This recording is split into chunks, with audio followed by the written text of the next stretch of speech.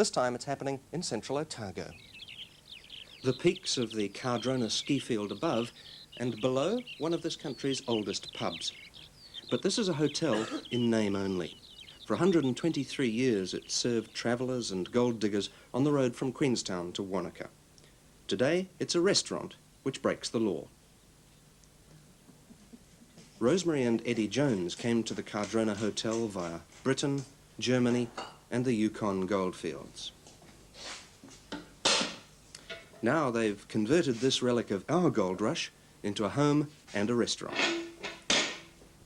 It took them a decade to transform the ramshackle complex of stables and other wreckage.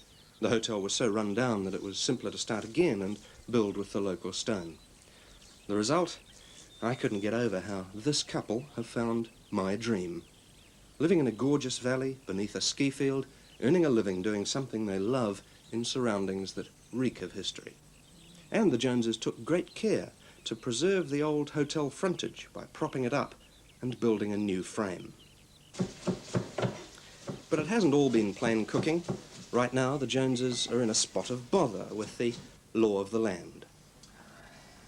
Rosemary and Eddie applied for this to become a licensed restaurant so that they could serve wine with their excellent food. Thank you. In the matter of an application, the Licensing Control Commission heaped praise on the Joneses. Their enterprise and dedication is to be commended. But then came the blow.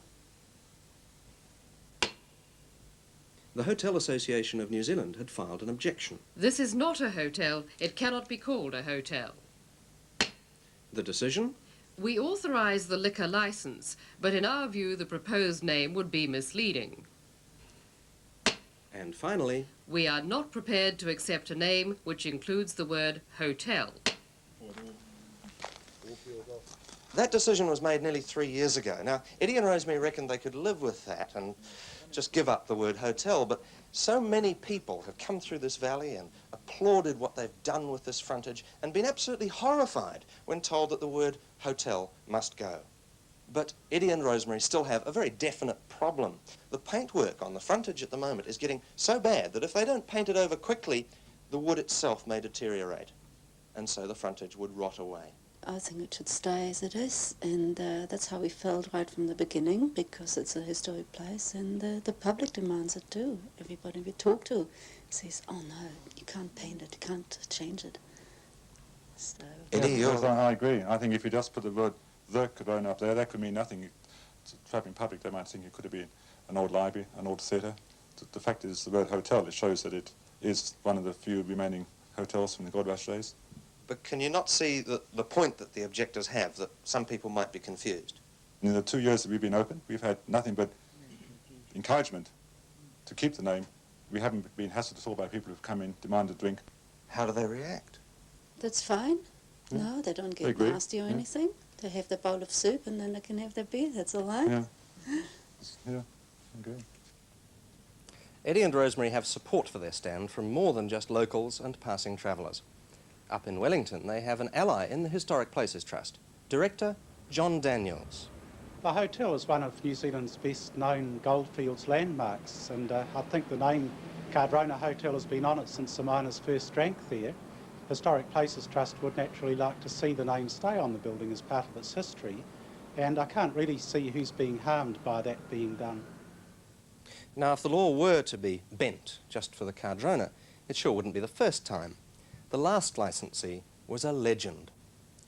James Dunlop Patterson was 80 years old when the liquor inspectors called in 1950, and they discovered he was breaking a bookful of licensing laws. But the Commission created a precedent by allowing the old man to keep his licence until he died at 91.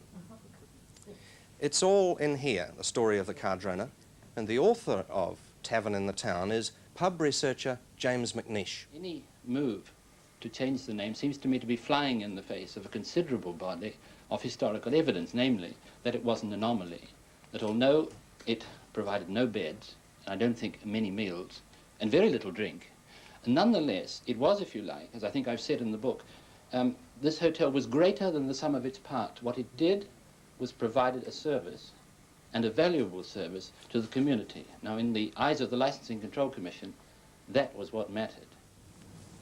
But you can see the other side of the story too. The Commission and the Hotel Association are worried that an unscrupulous owner of the Cardrona might use the word hotel to camouflage sly grog sales and make a mint in the ski season. Eddie Jones, is that what you plan to do? No way. No. We just want to preserve the historical aspect of the building. That's our main concern. Do you sell any alcohol without meals? No. No. Tom Sheehy, Executive Officer of the Hotel Association of New Zealand, do you think that's what Eddie's going to do? Not in this circumstance. Our interest was recorded right at the time of the application, which was quite unique at the time. Our branch took an interest in the matter, as it does in tourism and developments. And time has proven, of course, that these operators are genuine restaurateurs. Right. I've got something to show you. Take a look at this. Since I visited Rosemary and Eddie at Cardrona, they've put up a new sign outside their restaurant. There you are, it's over on the monitor there. Cardrona Licensed Restaurant, the former Hotel Cardrona. Now that makes it pretty obvious just what a traveller can expect behind the historic facade. And it's prominent too, you'd have trouble misunderstanding that. Tom Sheehy, would that make the Hotel Association happy? Yes, I don't see us having a particular problem with this now. I think the concern at the time that the Commission adopted as well was justified, but the track record of the Joneses proves that it's genuine. That would obviously overcome any of our Do problems. I smell a compromise here?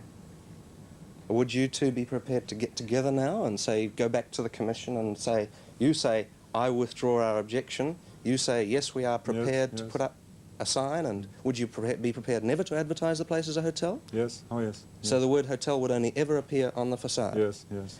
You'd want future owners to be bound by this too, wouldn't you?